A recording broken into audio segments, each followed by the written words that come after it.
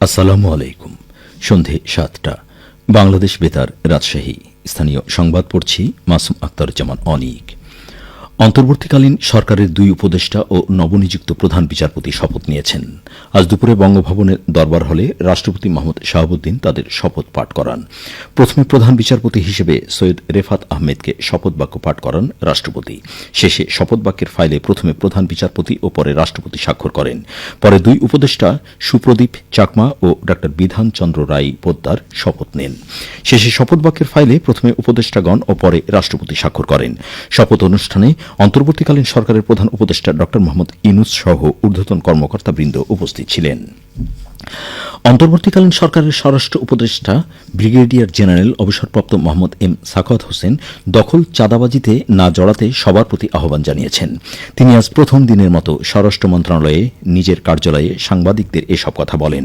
Police সদস্যদের কাজে যোগ দেওয়ার বিষয়ে তিনি বলেন, আগামী 15ই আগস্টের মধ্যে সকল পুলিশ সদস্যকে তাদের নিজ নিজ কর্মস্থলে যোগদান করতে হবে। এই সময়ের মধ্যে যারা যোগদান করবেন না তাদের চাকরিচ্যুত করার কথাও জানান তিনি। জেনারেল অবসরপ্রাপ্ত মোহাম্মদ এম সাখাওয়াত হোসেন বলেন, যা কিছু ঘটেছে তার বিচার বিভাগীয় তদন্ত হবে। তদন্ত অনুযায়ী বিচার বিভাগ বিচার করবে। এতে কারোর ভয় পাওয়ার কিছু নাই। নির্দোষ কেউ কোথাও কোনোভাবে ক্ষতিগ্রস্ত হবে না।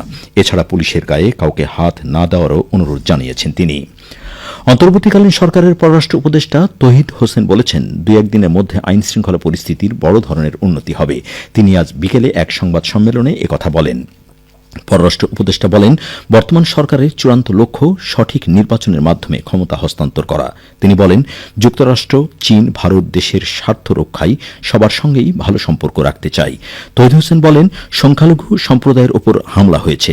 আগামীকাল তাদের নেতৃবৃন্দের সঙ্গে প্রধান উপদেষ্টা কথা বলবেন। হামলার সব ঘটনার বিচার হবে বলে দৃঢ় মত ব্যক্ত করেন পররাষ্ট্র উপদেষ্টা। সংযুক্ত আরব আমিরাতে বিক্ষোভের দায়ে আটক বাংলাদেশিদের মুক্তির জন্য প্রধান উপদেষ্টা দেশটির সরকার প্রধানের সঙ্গে 2-1 দিনের মধ্যে কথা বলবেন বলেও জানান তিনি। অন্তর্বর্তীকালীন সরকারের শপথ নেওয়ার পর প্রথম কর্মদিবসে আজ সচিবালয়ে অফিস করেছেন উপদেষ্টাগণ। গণমাধ্যমের কাছে তারা তাৎক্ষণিক প্রতিক্রিয়াও জানিয়েছেন।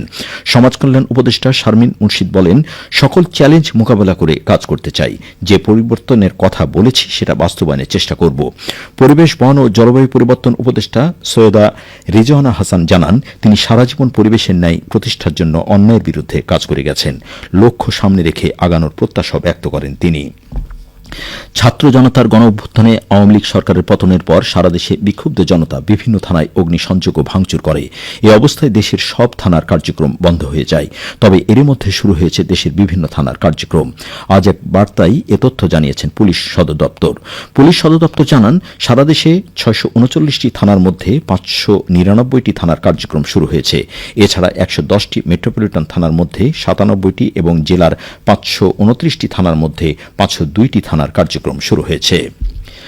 রাজশাহী জেলা আইন শৃঙ্খলা কমিটি সভা অনুষ্ঠিত হয়েছে। আজ সকালে জেলা প্রশাসকের সম্মেলন কক্ষে আয়োজিত সভায় সভাপতিত্ব করেন জেলা প্রশাসক শামীম আহমেদ। এ সময় জেলা প্রশাসক শামীম আহমেদ বলেন, জেলার সকল দপ্তরের সমন্বয়ে আইন শৃঙ্খলা পরিস্থিতি স্বাভাবিক রাখতে সর্বোচ্চ ব্যবস্থা গ্রহণ করা হয়েছে। এক্ষেত্রে আইন শৃঙ্খলা পরিস্থিতি নিয়ন্ত্রণে কঠোর অবস্থানে রয়েছে সেনাবাহিনী। মূলত সেনাবাহিনী উপজেলা প্রশাসন ও থানার সমন্বয়ে কাজ করছে। তিনি বলেন, ক্ষতিগ্রস্ত সরকারি স্থাপনাগুলো সংস্কারের জন্য প্রয়োজনীয় ব্যবস্থা গ্রহণ করা হয়েছে। এ সকল সরকারি স্থাপনার মালামাল উদ্ধারের কাজ চলমান রয়েছে। পুলিশের মনোবল বৃদ্ধিতে বাংলাদেশ সেনাবাহিনী একসাথে কাজ করছে। পাশাপাশি ব্যাপক সংখ্যক বিজিবি ও আনসার বাহিনী মোতায়েন করা হয়েছে। আতঙ্কিত হওয়ার কিছু নেই, গুজবেও কান না দেওয়ার আহ্বান জানান তিনি। সভায় আরও বক্তব্য রাখেন জেলা পুলিশের অতিরিক্ত police super Abu Salem Mahmud Ashraful Alam, civil surgeon doctor Abu Sayeed Mahmud Faruk ও মাদকদ্রব্য নিয়ন্ত্রণ অধিদপ্তরের উপপরিচালক মোহাম্মদ আলমগীর হোসেন। রাজশাহী অ্যাডভোকেট বার অ্যাসোসিয়েশনের নবনির্বাচিত কমিটির নেতৃত্ব আনুষ্ঠানিকভাবে তাদের দায়িত্বভার গ্রহণ করেছেন। আজ দুপুরে বার অ্যাসোসিয়েশনের কার্যালয়ে এক অনাড়ম্বর অনুষ্ঠানে নবনির্বাচিত কমিটির সভাপতি আলহাজ মাহমুদ আবুল হোসেন ও সাধারণ সম্পাদক মোহাম্মদ জমশেদ আলী এর নেতৃত্বে নবনির্বাচিত সকল নেতৃবৃন্দ দায়িত্বভার গ্রহণ করেন। উল্লেখ করা যায়, গত 29শে ফেব্রুয়ারি রাজশাহী অ্যাডভোকেট বার অ্যাসোসিয়েশনের কার্যনির্বাহী কমিটির সাধারণ নির্বাচন 2024 অনুষ্ঠিত হয়। ওই দিন ভোট গণনা করা হলেও অনিবার্য কারণে উক্ত নির্বাচনের ফলাফল স্থগিত রাখা হয়। এদিকে এই নির্বাচনের জন্য গঠিত কমিশনের প্রধান মোহাম্মদ জাহাঙ্গীর আলম সেলিম, সদস্য শামীম হায়দার দারা ও মোহাম্মদ মনারুল ইসলাম আজ সরকারিভাবে ঘোষিত ভোট গণনার স্থগিত ফলাফল প্রকাশ করেন। সবশেষে আবহাওয়া। আজ রাজশাহীতে সর্বোচ্চ তাপমাত্রা ছিল 32.9 ডিগ্রি এবং সর্বনিম্ন 27.3 ডিগ্রি সেলসিয়াস। সন্ধ্যে 6টায় বাতাসে আপেক্ষিক আর্দ্রতার পরিমাণ ছিল 77%। রাজশাহী পার্শ্ববর্তী এলাকায় আগামীকাল সূর্যোদয় ভোর 5:39। সংবাদ শেষ হল। আমাদের পরবর্তী স্থানীয় সংবাদ প্রচারিত হবে আগামীকাল সকাল 8:10।